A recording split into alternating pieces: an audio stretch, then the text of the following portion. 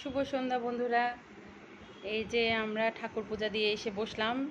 এই এখন ঠাকুরের সন্ধ্যা হয়ে গেছে। আজকে বৃহস্পতিবার, আজকে আমাদের তো শুক্রবার শনিবার ছুটির দিন, মানে আজকে ছুটির আমেজ শুরু হয়ে গেছে আমাদের।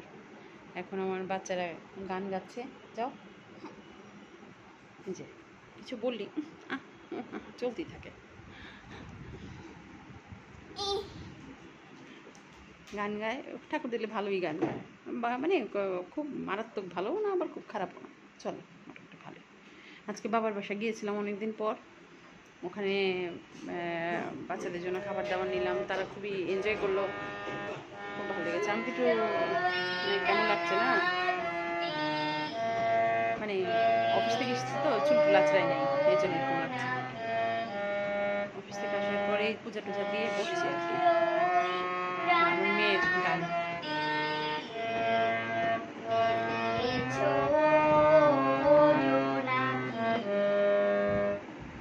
তোমাকে দেখা যাচ্ছে না, তুমি গান গাও।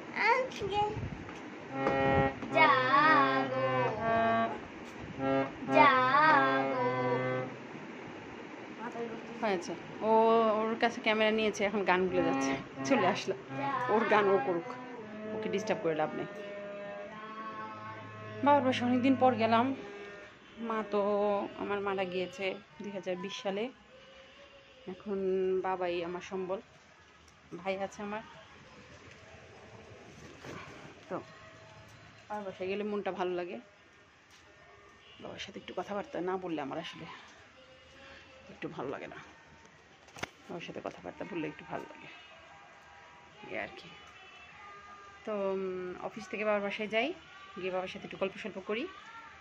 প্রতিদিন যাওয়া হয় না, প্রতিদিন আসলে কি ওই অফিস করে টায়ার্ড লাগে, এই জন্য যাওয়া হয় না প্রতিদিন। হ্যাঁ, যেদিন যাওয়া হয় সেদিন একটু বসি। বৃহস্পতিবার দিনটাই আমার প্রেফারেবল টাইম, কারণ পরের দিন অফিস থাকে না, সেহেতু একটু রিল্যাক্স থাকে মনটা। বাচ্চাদের পড়াশোনা নিয়ে অত প্রেশার নাই, কিছু নাই, ভালো লাগে তখন, এই আর কি।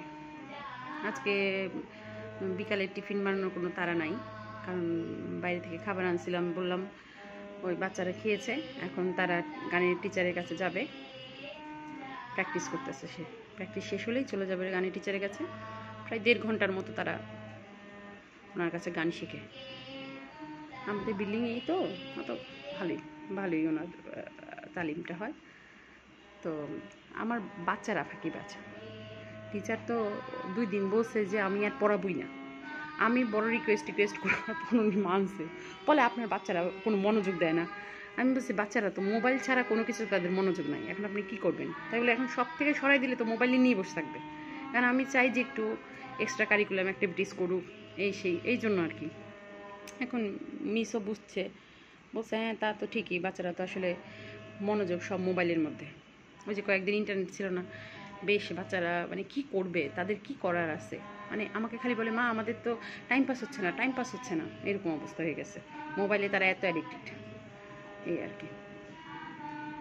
এখন কিন্তু সুন্দর গাচ্ছে। আমি এই মোবাইলটা কাছে নিয়ে যদি ভিডিও করতে চাই আবার সব ছেঁড়া বেড়া করে ফেলবে, এই জন্য দূর থেকে গান শোনাই ভালো। ওর গান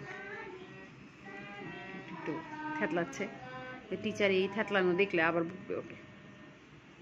এই তো আসলাম, এখন এই বাচ্চাদের রেডি করাই টিচারের কাছে পাঠাবো। আমার এই ব্লগটা কেমন লাগলো, ভিডিওটা যদি ভালো লাগে তাহলে লাইক, কমেন্ট এবং সাবস্ক্রাইব করবেন, আর কমেন্ট করবেন কেমন লাগে আমার কথা বলাটা। ধন্যবাদ।